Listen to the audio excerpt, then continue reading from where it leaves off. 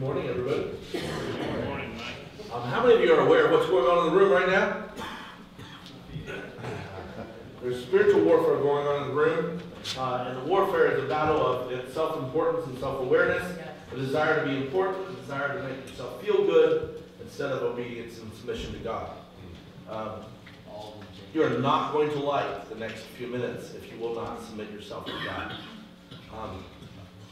I can just tell you, I've been in this situation before, and God has used me to just rip people new ones right in the middle of service. I won't know who you are, I don't really care. But He will open up a can on you and spank you right here, and you will cry out in fear. I don't know how, I don't know why. You better submit yourself to God right now. Amen. Seriously. Amen. The whole worship session was just fighting with people wanting to be important, people wanting to feel good about themselves, people wanting to receive something instead of give to God. It's a serious problem. I don't know why I'm saying this, I don't really know about it, don't say anything, but I feel called to say it to you. If it's you, just submit yourself, man.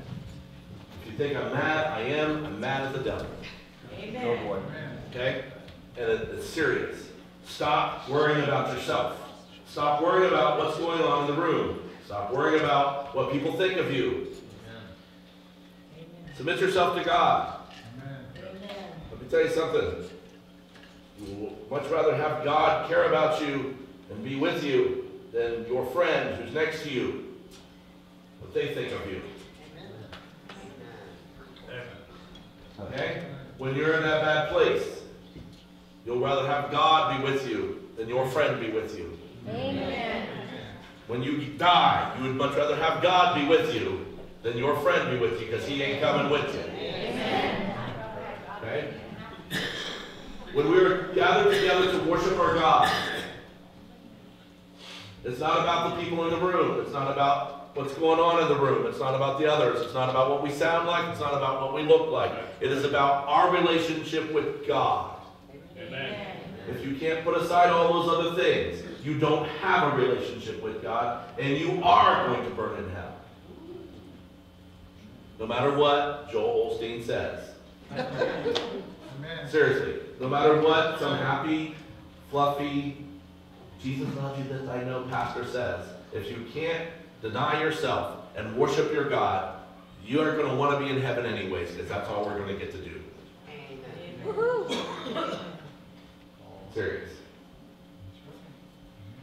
Okay. It has nothing to do with my sermon. You're welcome. I hope you've received it. If it made you mad, good. If you want to continue this conversation, I would be more than happy to. After service, we can continue it, and I will win. You can put my sermon notes up there. My wife's over there getting all hot and bothered because she gets all excited when I get like that. But anyways, she's like, ooh. On the way to service this morning, God changed my sermon on the way to church today. My sermon was going to be, I don't even remember what it was going to be on. Oh, it's going to be on religion and the dangers of religion. And God told me to change it and do it on contentment. So don't do this when you're driving. I don't recommend this, but I was writing my notes as I was driving into town on my phone today. Sorry. You're like, oh, I really was. It was a straight road. It's a county road. Anyways, my sermon today is on contentment. This might be a very short sermon, might take forever. We might be here until 3 o'clock. I don't really care which one we are. Okay? Contentment. God has really been lately challenging me to talk to you all about things that are very academic to me. They're elementary, they're simple. But many of us here, we need to hear those things over and over again. Anybody know what I'm talking about? Yeah. Sometimes God brings people into the body of Christ and they don't even know these things. And so if this isn't the first time you've heard me talk about this, don't be bored. Don't sit there and say, well, I don't even know why I came to church this morning. Pastor Mike's talking about the same thing he talks about all the time. You're just here for selfish motives. Okay? And you're probably the person I was mad at a few minutes ago. This pray, if you're sitting there, you know this, then you sit there and you pray to God and ask Him to let His will be done and move in people's lives that are here today, and let them receive His word. Okay? Contentment. I want to talk to you all about contentment and what contentment means. Contentment has been something that we don't preach about in church anymore at all, because we live in America. In America, we always want things to be better. In America, we always want our children to have more than we had, right?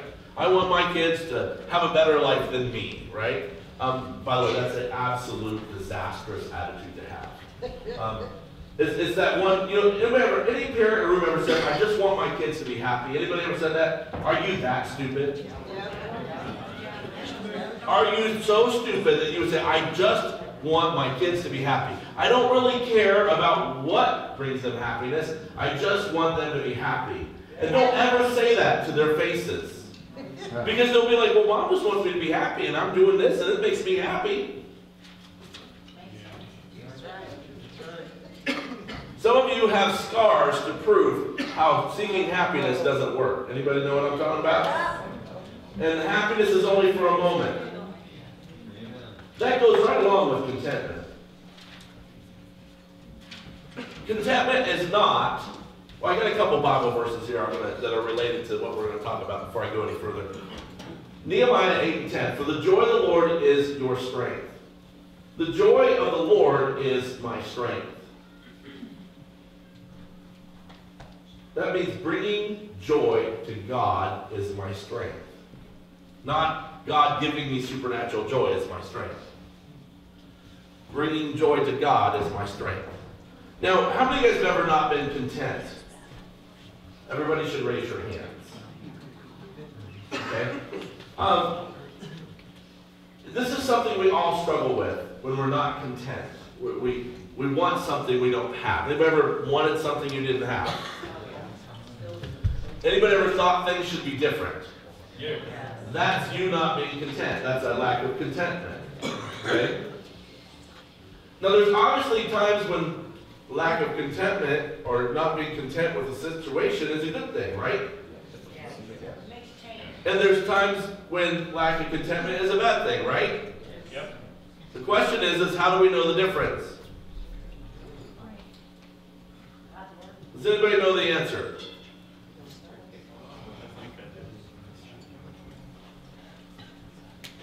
The answer is not to worry about it. Wow, thank you. I didn't realize the buzzing was the buzzing, but boy, it was buzzing. The joy of the Lord is my strength, not my circumstances.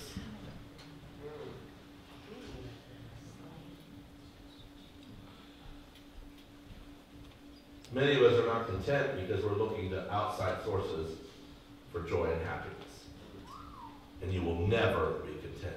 Anybody testify to that? Yeah. You might be content for a season, like till the high wears off, till the buzz stops, till you make the first payment on the car, right, Dylan? Sorry, I just keep going back to that. I'm sorry. Psalm 115:3 says, "But our God is in heaven, and He hath done whatsoever He hath pleased." My wife, her favorite Bible verse is that one. Our God is in heaven, and He does as He pleases. I want you to focus on those two things as we talk about contentment. Because contentment isn't what you think it is. Most of us, how many of you guys have been watching TV during football games? And you see the direct TV commercials about the settlers. These are absolutely hilarious. Absolutely hilarious. Contentment does not mean, yes, you have your cabbages, and she has her faceless doll. And you have your foot stomping. For entertainment. I just destroyed that mic. Here we go over here together today. Put this microphone I just tapped it on that. I was like, that's not the floor. Anyways, the settlers. Okay, contentment isn't settling for things. Contentment isn't a lack of drive for things to be better. Okay? Contentment is not finding happiness or peace with what you have now or the circumstances you are in now. Contentment is not finding happiness and peace with what you have now or with the circumstances you're in now. That's not what contentment means. You're like, it doesn't? No. Contentment has nothing to do with where you're at and where you want to go.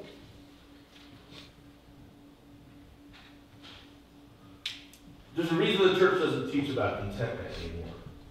Because the root of contentment is something we don't want to discuss. You're like, whoa, what's contentment? Well, contentment is not a lack of desiring more. Contentment is not a lack of desiring more. You can be content and want more.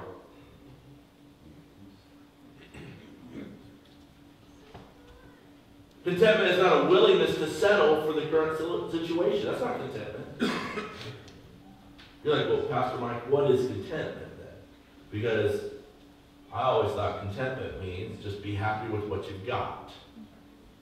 Should be being right with God. Contentment is finding happiness in God being in control.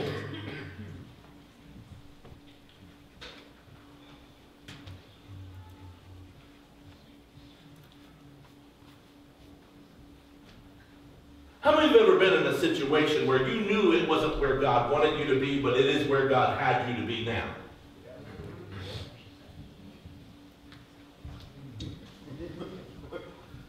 We're all sitting on earth, separated physically from God. That's exactly the situation we're in. God wants to come and walk with us physically and be with us.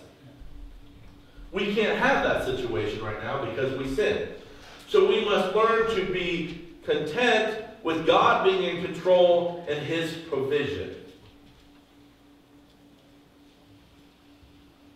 If you're not content with that, then we'll be passing out guns as you leave and you can go out back and shoot yourself. See if you make it to heaven. That woke some of you up. So some of you are now awake. You're like, well, what's he talking about? I woke you up.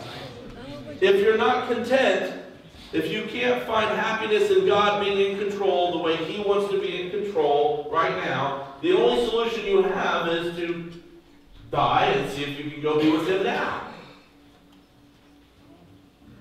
I love counseling. Some of you are like, I'm never going to set my friend in counsel with you. I love counseling with people who threaten to hurt themselves.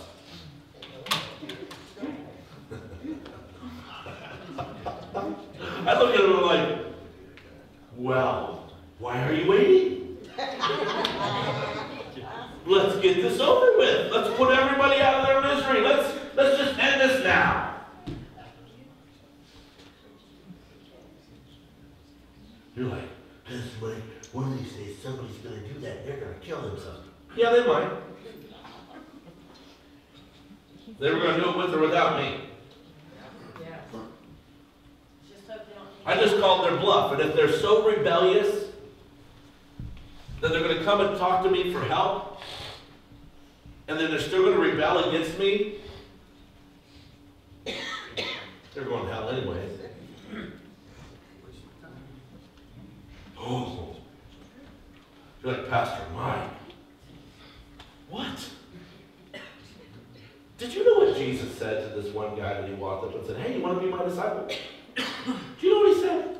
The guy was like, yeah, I want to be your disciple, Jesus, but I got this thing going on. My mom and dad are sick and they're old. And he goes, let the dead bury the dead. And he turned around and walked away.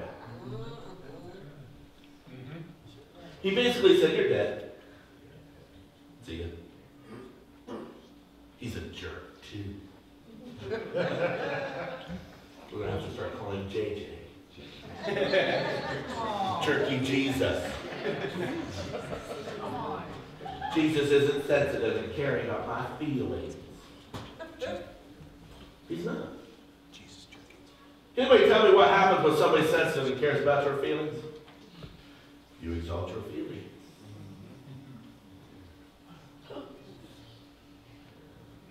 Pastor Mike, you don't care?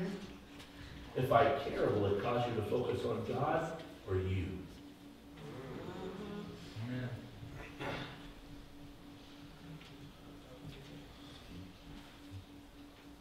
The majority of psychological disorders are brought on because people are not content. Did you know that? Yep.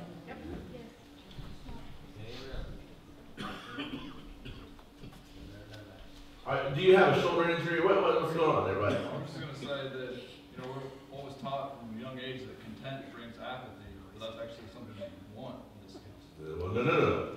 See, I have a whole sermon series on apathy. I love teaching on apathy. Listen, and that's exactly the problem. That is exactly why we're afraid to be content. Because we don't want to be apathetic. But that's because we don't understand contentment. Contentment is not being okay with the circumstances the way they are. Contentment is being okay with God being in charge.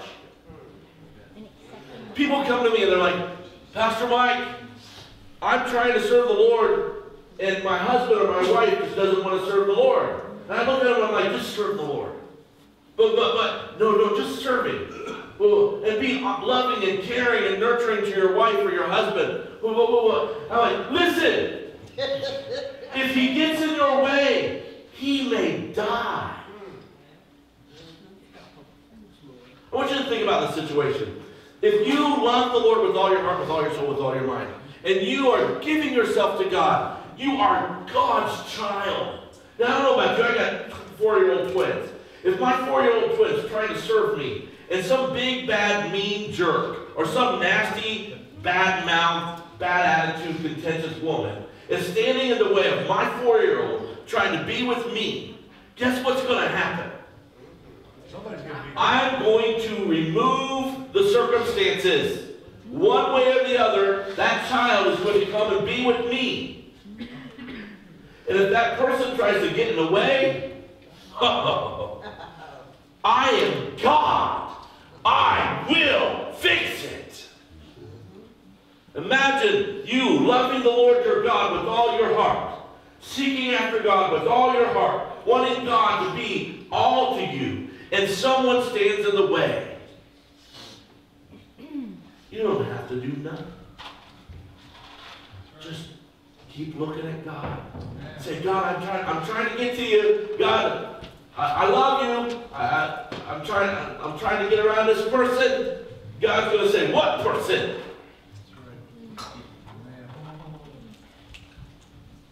You don't have to fight your fight. It goes the same with your circumstances, folks. If you are in a situation where you're trying to seek after God with all your heart, with all your soul, with all your strength, with all your mind, that you are finding your strength and bringing Him joy by obedience to Him, and there's a circumstance in your life that is hindering that from happening, God will move to fix it. If He doesn't move to fix it, the circumstance is probably there to teach you something.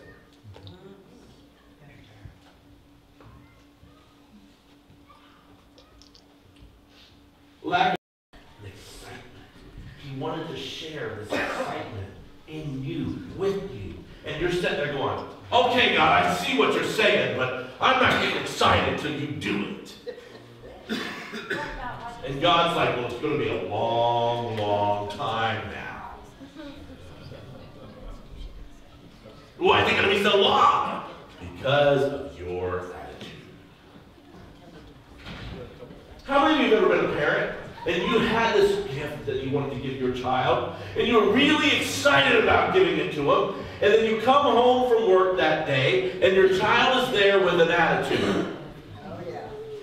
And they give you an attitude. And it's like you have this gift behind your back. And you're like, I think I'm going to put this away for a while. And we're going to deal with some things. I can't tell you how many times I've missed out on God moving in my life immediately. Because when He showed me what He was going to do, instead of submitting my heart and allowing the joy and the enthusiasm and the excitement to come over me, I doubted. And I said, well, I'll believe it when I see it.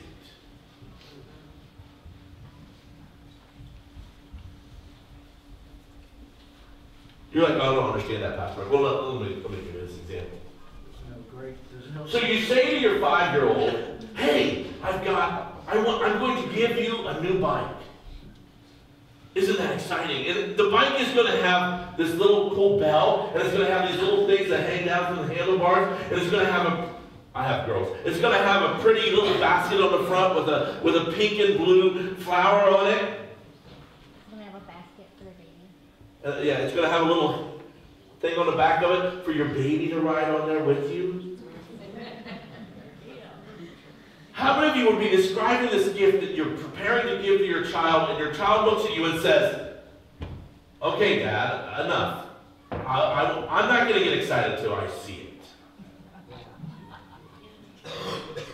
Some kids would do that if they were told that and never found. Well, that's not how God works. Well, I'm just saying, How many of us yeah. would still give the bike to the kid? Somebody like, I'm not putting up my hand because you're going to make fun of me. I am going to make fun of you.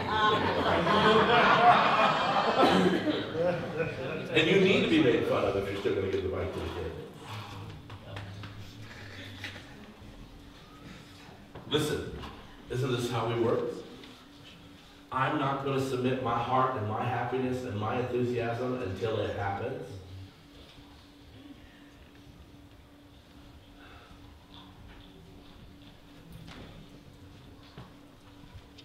To answer your question, well, what if it happened that their parents lied to them over and over again? It's irrelevant. Listen, God might have showed you something when you were 5 years old what He was going to do in your life, and then He reiterated it to you when you're 10, and it ain't going to happen until you're 70.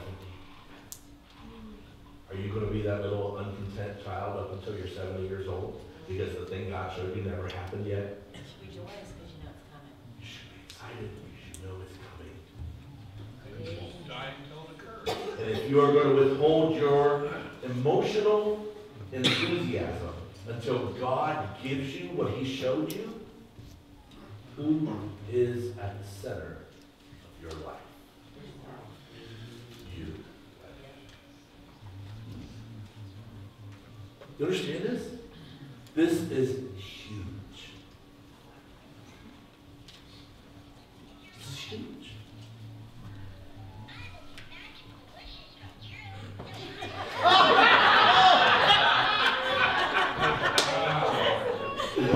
Magical wishes come true. That was awesome. Would you touch it wrong or something? She's holding somebody's baby, a little girl's baby doll. All of a sudden, Donna's baby doll all of a sudden starts talking to her. It was preaching. It was right alongside. Listen, how many of us in this room can say, Pastor Mike, I'm not content. I'm not content with God not giving me what I think I deserve or what I want. I'm not content that God is holding back. I want to see it now. I can't get excited until I see it. Is there a difference between contentment in God and contentment in other things? Huge difference. There's a huge difference. One means you're serving God, one means you're going to hell. No, I mean, like, I'm content with God, but like, I don't know how to explain it. You don't have to. You're content with God, but you're not. The circumstances of life are driving you crazy. It's not about life. It's about I'm content with God and what He's doing in my life. You know, things get done on my own time, and I feel like doing it. But I'm not content with like there's things I want to change, not about me, but for other people. And I'm not content about how, you know, That means you're not content with God. That's it. Yeah. Listen, folks, let's go back to the thing I want to share with you. God shows me all kinds of amazing things He wants to do in His ministry. I can't tell you how many times I've been close to just walking away because it's not becoming what I know God wants it to be.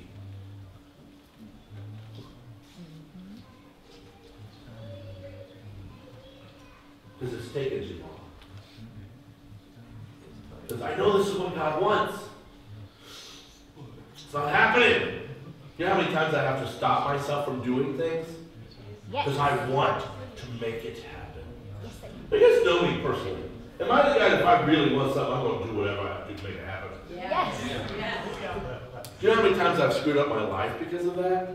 Yes. Exactly.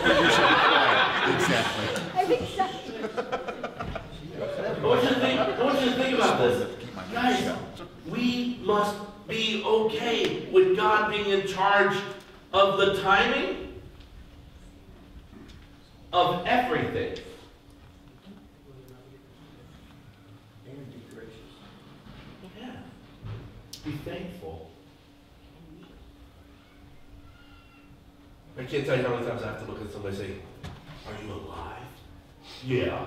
Well, you got something to thank God about. Can you walk? Yeah. Wow. Can you talk? Yeah. Oh my goodness. This is amazing. God is so awesome. They're like, shut up.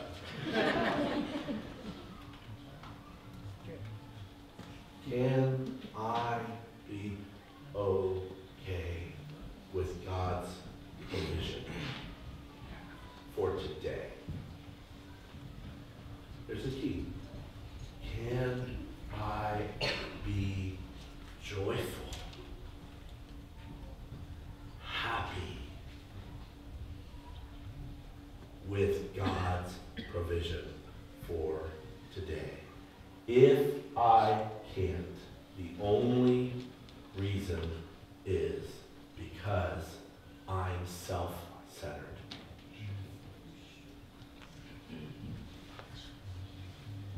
You don't know what my husband's like. I don't need to know what your husband's like. God probably put your husband in your life because you're that contentious and rebellious. Amen. How dare you? As Sulu said, God made him come to this church and serve under me. What a punishment. Amen. Listen, what contentment can I be? God, whatever the circumstance is, what are you doing? Did I screw something up? Are you trying to get me to change? No? Okay, I'll just wait. And then I can be happy anyways. I wake up in the morning some days and I still have days where I wake up in the morning and I'll start getting phone calls at like 7:30 in the morning. This is wrong, this is wrong, this is wrong. A couple weeks ago, I had one of those days. I mean, it was just absolutely disastrous. It was like, this person's sick in this part of the country, and this project you did never happened, and blah, blah, blah, blah, blah, blah, blah. And there was no way to fix it. There was no buckling down and getting it fixed. It was absolutely a disaster. And emotionally, I hate to fail. Absolutely hate failing. I mean, I have physiological things that happen when I start failing, and they've been diagnosed. I just choose to define myself by those things. And I just was, and it took me about 20 minutes, and I went, what are you trying to do, God? What are you doing? What is it that you're trying to show me? And then I took a deep breath. And I have the joy of the Lord as my strength. Can we all do that? It's hard. There are days that I don't do it.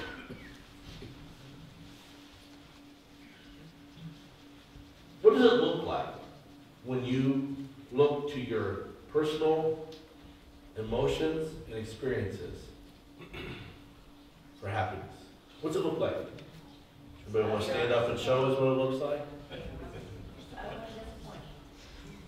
Disappointing. isn't it? It's never enough, is it? You get something for a moment, it's never, ever, ever enough. Do you know it's never going to be enough till you can be happy in the circumstance you're in right now? I didn't say you don't want it to change. I said happy, joyful in the Lord, regardless of your circumstance. You ever hear anybody say, well, we need some more money. If we had a little bit more money, then everything would be different. Anybody ever experienced that? Anybody ever got a little bit more money? Yes. Did it fix the problem? No. No. It made it worse, didn't it? I love counseling with young couples who are trying to remain pure before they get married. Well, if I just get married, it's going to fix the problem. We can have sex and everything's going to be better. Oh, no. It makes it worse. Doesn't make it better. Even the drug addict knows this.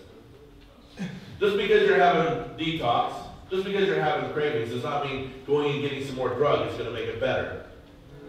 Does it? It'll make it better for a while, won't it? But then it gets worse, doesn't it? And it gets worse, and it gets worse, and you get on that treadmill, and it's just, The longer you say no, the better. and it might end in death. I'm going to say something that I didn't plan on saying today. It's probably the worst thing I ever said from the pulpit. If you get on that treadmill and you start running, and you go down the roller coaster, and you just get focused on yourself, and it ends in death, what'd you expect?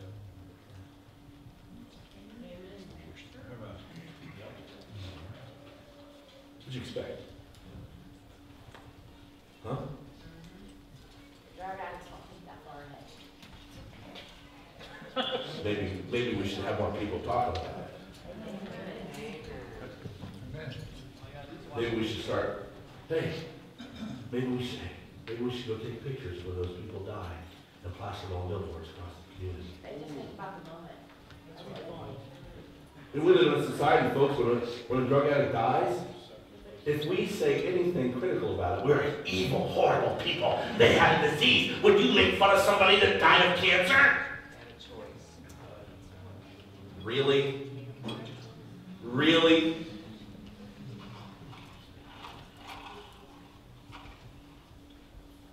If I die of a heart attack, would you please make fun of me? Please, please. Say, this is the lifestyle you get when you live life like that. Stressful.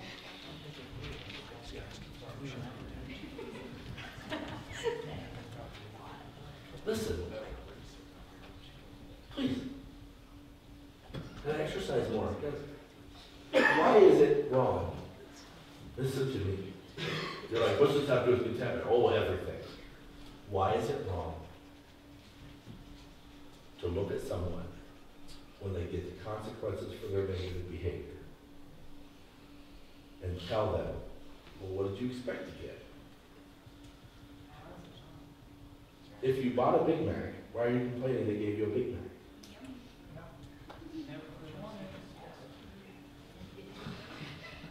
Why is it wrong in our society? Do you know why? Because how you feel is more important than anything in the world. It's even more important than truth.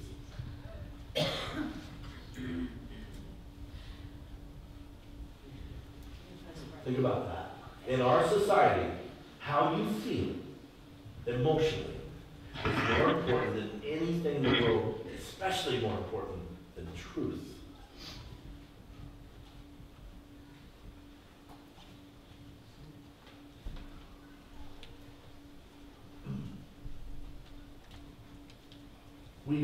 Contentment is so foreign to our society. Listen, folks, listen. For the last 3 to 4 weeks, this room has been completely packed with people. Okay? When we have worship time, even now, the children are gone, it's still full. Okay, it's not packed full, but you can't have a church where the seats are completely 100% full on a normal basis. It's hard to do that. Now I've been praying and seeking God for 15 years about this ministry. The church is growing. It's exciting. People are being ministered to. Lives are being changed, right? The presence of God is here. We're experiencing God on a consistent basis. I want to go find a big building somewhere, and I want to just grow like there's no tomorrow. Amen. Yes. But you want. And I know that's what God wants. God showed it to me for years and years and years. Do you know how hard it is to come in here and be content?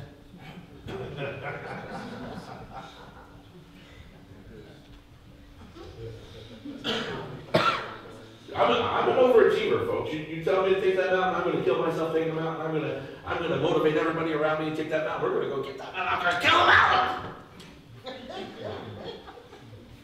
God's like, build this church. Baby steps. Listen, contentment doesn't mean apathy. It means being okay with God being in charge. So when He shows you His vision, you get excited.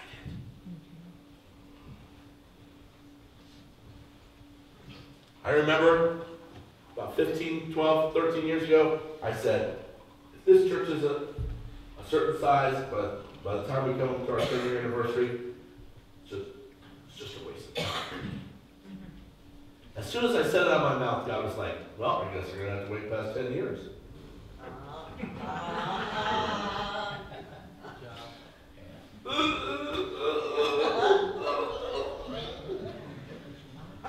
It's just like, stupid me! Stupid me! Can you have the joy of the Lord right now?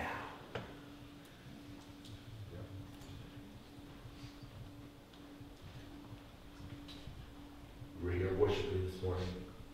I don't look at the audience, because when I do, God shows me things about the people I'm looking at. It's very bad. How many of you couldn't worship today because of a situation?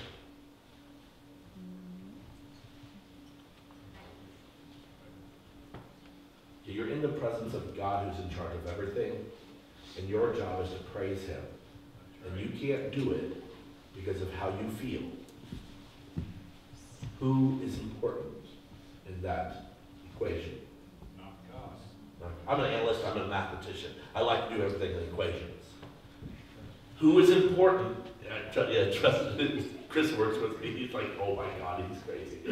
Who is important in that relationship? The God you're supposed to be praising and worshiping, or you? You are, because your value trumps the purpose of what you are here for. Not just Here. You're called to praise and worship your God. You came to church. This is where we're supposed to corporately praise and worship God. You couldn't praise and worship God because something was more important than that.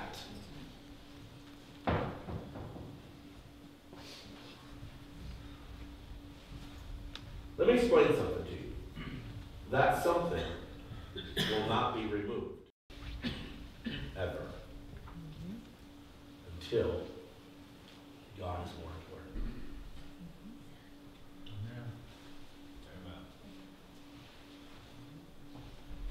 Amen. Do you understand that? I remember, I'm going to share this last thing with you. It's very personal, very deep. I remember when I was in the ministry, and God had obviously called me to do a certain ministry, this ministry here. I was at a church. The pastor and I had been praying about it. We had actually even started looking for buildings. And then something happened and the pastor left. They brought in an old pastor. The pastor that was there earlier was in his late 30s, early 40s. The old guy was in his mid-60s. He was basically cruising. He was on cruise control. Not trying to do something new. He didn't want to do nothing. Just liked it the way it was. Us four, no more kind of thing. And I stayed there to help him get situated and thought I could be happy and content with whatever God brought. And God kept beating in me the things that He showed me to do. Fire. So circumstances happen. I ended up leaving that church. And I waited a year to start this ministry because I didn't want to I didn't want to split a church. I have a serious problem with people splitting churches. Okay? Leaving a church and taking half the congregation to go start their own church. God's got a special place for people like that. And so I didn't do anything, and boy, in that year, I got comfortable.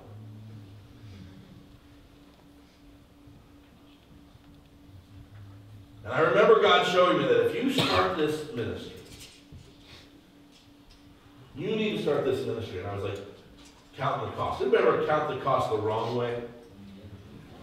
God shows you what He wants you to do, but you don't count the cost of, I'm going to count the cost, and I'm going to go out, and I'm going to serve God. You count the cost and go, well, maybe I shouldn't do it. And I was counting the cost. I was counting the cost. And God showed me that there was a huge possibility I was going to lose my spouse if I obeyed Him. Seriously. He showed this to me through circumstances, and I said, okay, God. I finally said, okay, whatever you want me to do, I'm going to do it.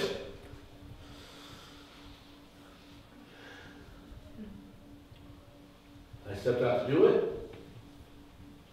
and I lost my spouse. And it was all basically because we started the ministry.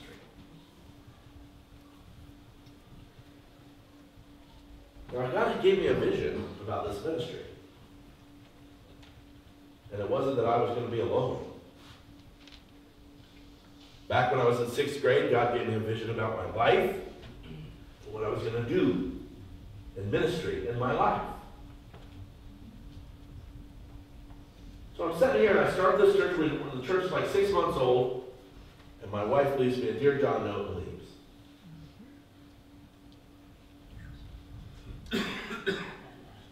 Think about this for a minute.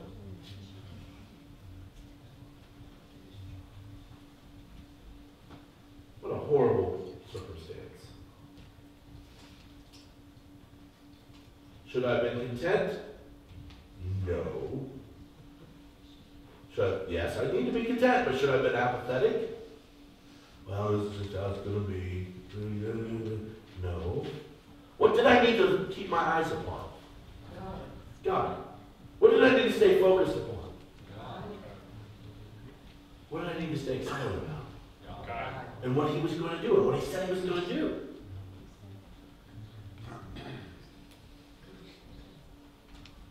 Have you ever been in a place? Look, my wife didn't leave me, dude. She left me and filed bankruptcy on everything I owned.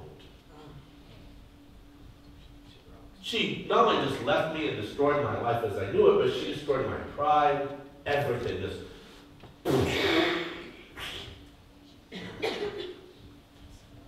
I had to remain in the Lord. I had to remain content. I had to get up and preach sermons. And I had to be excited about what God was doing.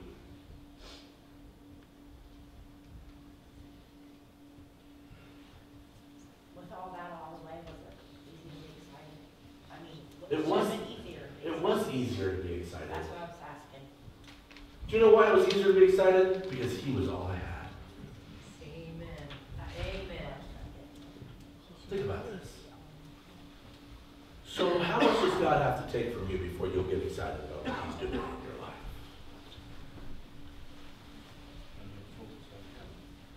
How much does God have to remove from your life? Does He have to take everything? I found myself living in the second abandoned floor. It was the second floor of the building, but it was abandoned. I carved myself out in that second floor, a little apartment.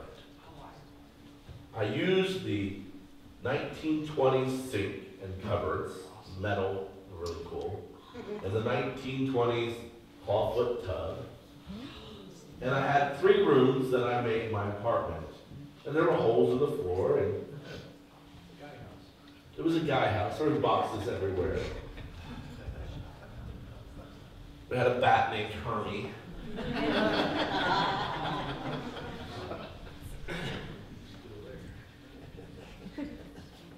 But that's not what God showed me. But that's where God had me.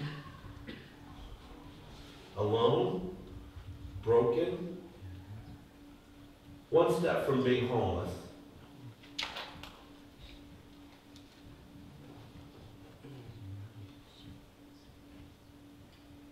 Could I be content with God's plan and His provision in the moment?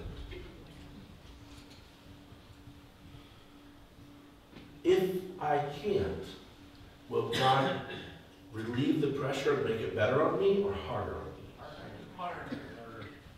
If I hand my kid a turkey sandwich with cheese,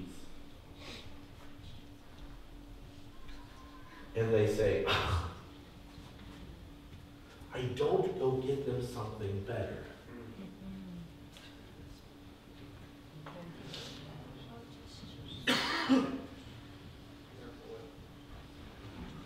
What do I get them? I get them something I know they don't want.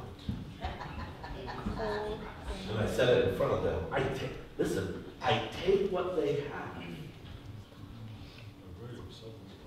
And I give them something worse.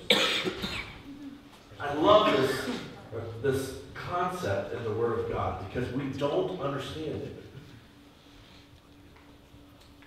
You guys know the story of, which one did he, the servant took what God gave them, and he buried it because he knew God to be a shrewd businessman. 10 talents.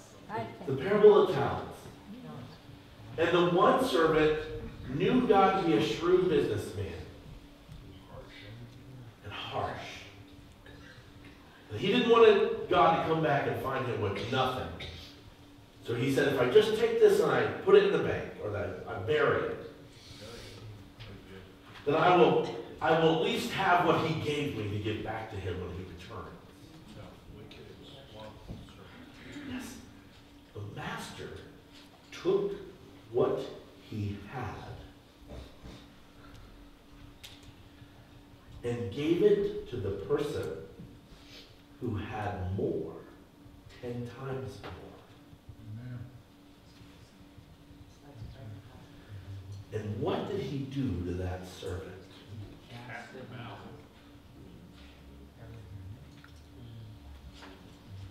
He destroyed him.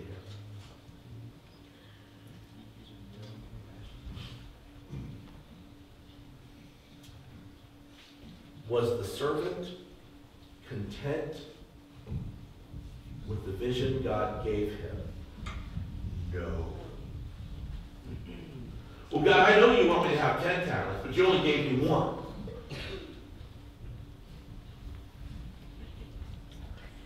And I see the vision that you have with me with 10 talents, but this is all I have right now, and I just don't know what to do.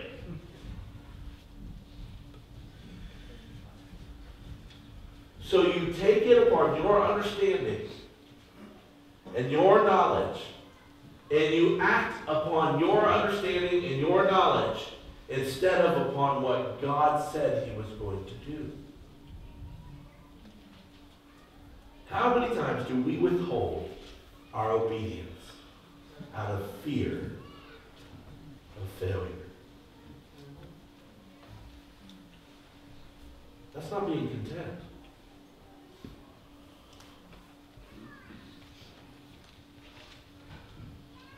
Not being content, folks.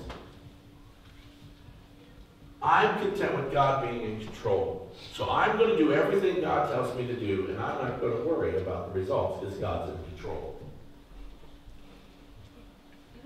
If I worry about the results, then I'm not okay with God being in control. I think I have something to do with it. I love ministering to men in the greenhouse. And the reason is because many of them are there because they're stupid. What do you mean? Yeah, they keep doing the same thing over and over again. It gets them in the same situation. And it's wonderful because that's where God has them, and they're at that place, and God, they have this opportunity to learn their lesson. But you know what? Many are there just because God's teaching them a lesson. And we all could be there. Yes, yes. In a heartbeat. And if you don't think that, you're prideful.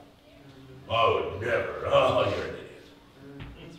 You're an idiot. If you don't think you could be there, you don't have a clue. I work hard. Man, there are guys there that work their butts off. I know a guy, folks, who works. He works hard. Okay? His paycheck, listen, his paycheck is over, before taxes, is over $1,000 every 2 weeks. He gets $350 every 2 weeks. Child support. Taxes and child support. Where would you live if that was you? Well, I make more than $1,000 every 2 weeks. Okay, so let's say you make $1,500. The government just takes more. So you get $500 every 2 weeks. Can you live on $500? And go to work every day? And go to work every day? And have to have a car? No. There, but for the grace of God, go every one of us. Well, I wouldn't be so stupid enough to pay my child support. Really? So you've never done anything stupid in your life? Man, you should be. How many of us, listen, how many of us, if nothing ever changed in our life right now today, should spend the rest of our days thanking God that we have life because of all the stupid things we've done? Yes, amen, amen.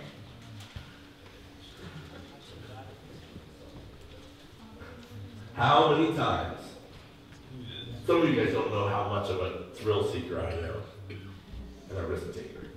There are times I should have just died. We'll be on jobs and say, oh, ooh, this is exciting. You could die, I know. You know the Lord has your back. Or he's just like, I can't kill him, he's too stupid. Can you be content with what God is doing? I look at this church and I just want to go, God's given me the vision, I just want to go out and do it. And me making it happen is just as bad as me not being able to be happy when bad things are happening.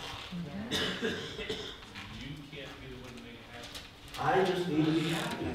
I need to find my joy in the Lord and bring Him joy and and my strength. I need to find that in God. I need to be okay that He's in control.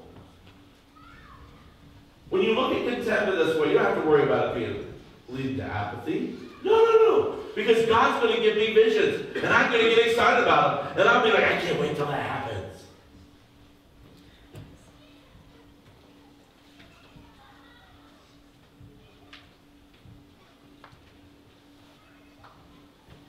I was this close when my wife left me after we started the church. I was this close to giving up on ever being married and having a ministry like that. I said to myself, I'm just going to be celibate for the rest of my life. I'll be a priest. And God revealed to me that that was never going to happen. Are you sure, or was that just a quick minute? Oh, no, he's sure. It was Trust shot. me. You don't want me to go into the details. This is a bad idea. He revealed to me that I needed a wife. And I started praying. Okay, God, well then bring me a wife. And he brought me a wife. And he literally just brought her to the church and went, boop. Let me say this. From the time I asked God to bring me a wife, from the time he brought my wife, there was probably over 24 women that came into this building knowing there was a mighty man of God, single, and needed a wife. Yep, there sure was. I could have chosen any one of them, and they would have been my wife today. If I was not content, I had to be okay with God being in control. And so I just sat there. They would show up at church. Hi, Pastor Mike. I've heard all about you. I bet you have. I mean, when you're a woman in their late 20s, early 30s, and you're looking for a man, and you love Jesus with all your heart, and there's a guy down the road who's pastor of a church who is just on fire for God. There's nothing more attractive, no matter how fat and balding he is. There's nothing more attractive than that, folks. And there are these women who come in and they're like, and you're like, I would just like leave. I'd be done. I'd just leave. I'd hide. There were people in the building. Angie was one of my helpers, and she would just, Angie Campbell, or Kelly at the time, and she would just like, oh, I don't know where he went. Because the people knew what they were there for. Remember Jim and Elizabeth? It was horrible. And you're just like, all of a sudden some woman would drop out of the sky. And I knew at that point, God revealed to me that his plan was to bring me a wife. And he showed me what he was going to do in that. I had to wait. You ever had to wait for something like that? Yes. Is it miserable? Yep. Can you be happy? In your misery. If you can't be happy, you're not content. You can't be happy. You can be happy. Is it miserable? Yes. Can you still be happy in misery? Yes. Well, Pastor Boy, no, that. Do you not know that you're in charge of yourself? Or are you still one of those stupid idiots that think that you're not in charge of yourself?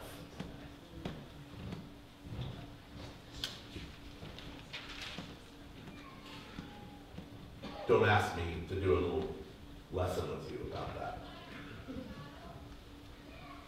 Trust me, you are in charge of your emotions. Okay, let's pop that. I can prove it to you.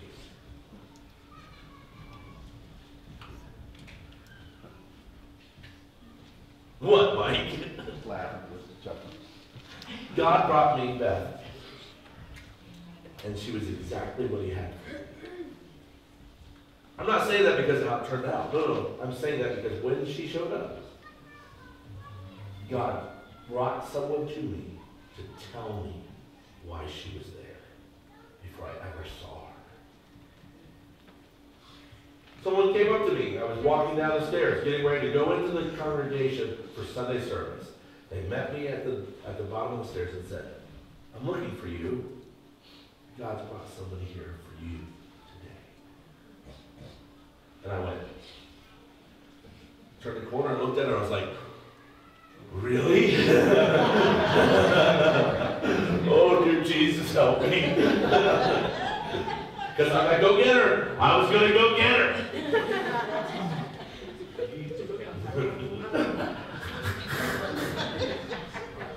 Bad. Yeah, boy. Oh, it was a big squirrel. Anyways, we have to be content. So here we are today. And can we be content? No. We know God's doing something really exciting. What would happen to the children of Israel if they ran into the Red Sea before God parted it?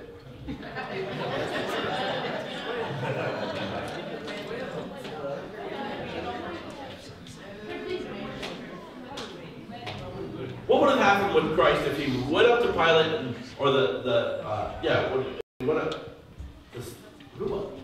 who was the king that he went to? Herod. He went up to it wasn't Herod, was it? Yes. Who was the governor when Christ got killed? Pilate. Who was Pilate, wasn't it? He went to Pilate and said, I was right, I just said yes myself. He went to Pilate and said, I'm here to die for the sins of the Jews. Before it was time. What happened to Jesus? He says, you know, God, let's just take a little longer. I'm really tired of putting up with these stupid people. Can I just go to Pilate and ask him to crucify me today? Well, that sounds absolutely ridiculous, doesn't it? What are we doing? What do? We do exactly the same thing. And we can't be happy. We can't be joyful. We can't find joy in God being in control.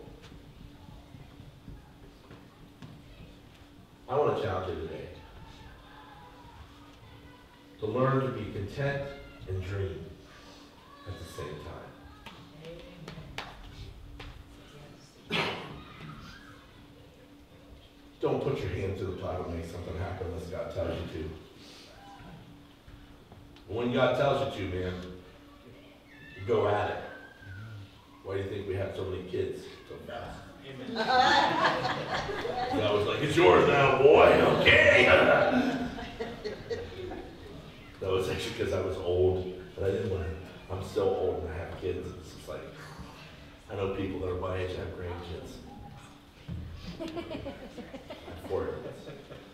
I look back and go, man, it would have been great to be a parent of 4-year-olds at 25 or 28 instead of 44. Maybe not, right? I've been paying child support.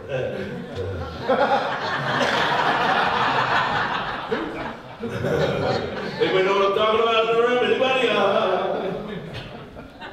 Maybe God was he was looking out for me. God was looking out for me. Tony's like, oh, he's a stupid boy. We won't let him have babies yet. Are we okay with God being in charge? Can you be okay? Can you dream and get excited and not have it yet?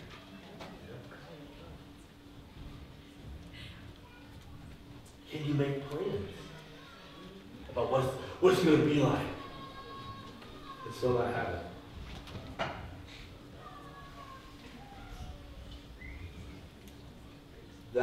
That's a true testament if we're content with God being in charge.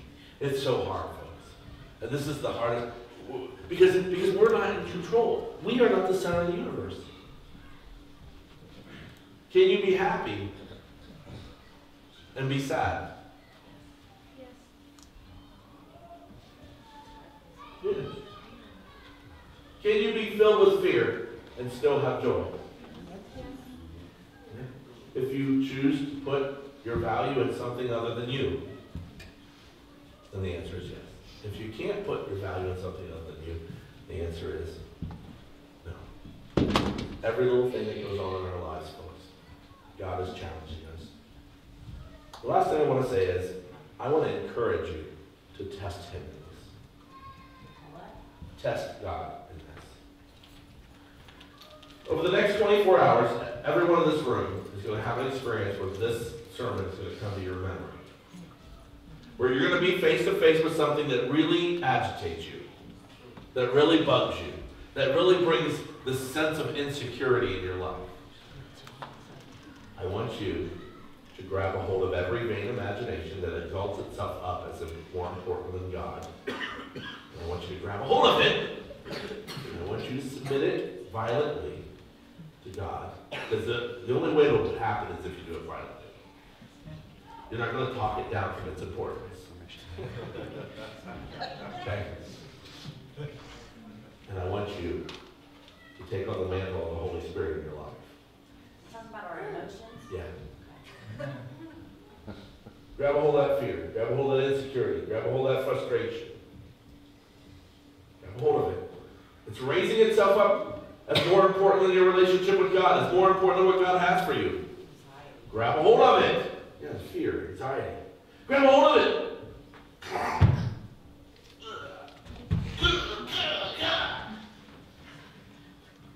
And submit it to God. And say, God, you're more important than this. You are more important than this. I have found in you and not this. And I will do what you want me to do. And I will find joy in it. Yes. In the middle of this fear, anxiety, frustration, anger, whatever it is. We can do this every day, by the way. Every day. I challenge you over the next 24 hours, this will come to your memory in the middle of a situation, and I want you to act. Pounce on it! Like you're a linebacker. I used to play free safety. Boy, when that running back came through the line. Or boy, when that ball came flying and there was a receiver, and I was just waiting. And this was before targeting. I was trained to target. I'm not exaggerating. You take your helmet, and you place it firmly under his jaw, and you see if he wakes up.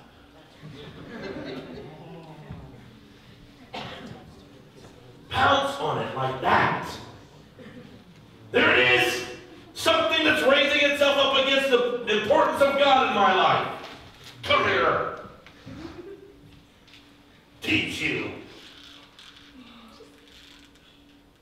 Some of you guys are like, I can be angry at it? Yes, be angry at it. Remember the anger I had right after worship?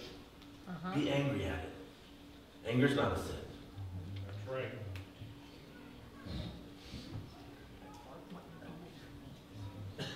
But be angry and sin not. Be angry at things of the enemy. Be angry at things that distract you from God. Let's pray. God, I just thank you for your grace and mercy. I thank you that your word has come to life in our life today. That you really are in heaven and you do as you please. And it's our job to find joy in what you do, not in what we experience. We just ask that your will be done in our lives. Your kingdom come. Help us over the next 24 hours to identify this stuff that we're talking about. And when you show it to us, help us to grab a hold of it, submit it to you, and find our contentment and you being in control.